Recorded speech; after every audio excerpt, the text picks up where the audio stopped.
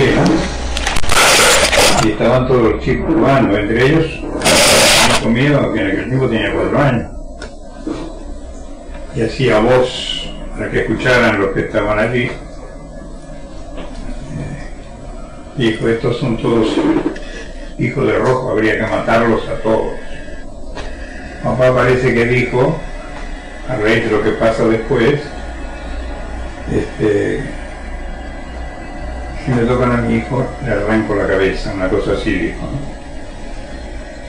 ¿no? Lo denunciaron, uno de los que estaba allí lo denunció, y ese mismo día le vino Pena a casa a buscarlo. Yo, mamá y papá en ese momento había ido a ver a mi abuela, y no estaba en casa.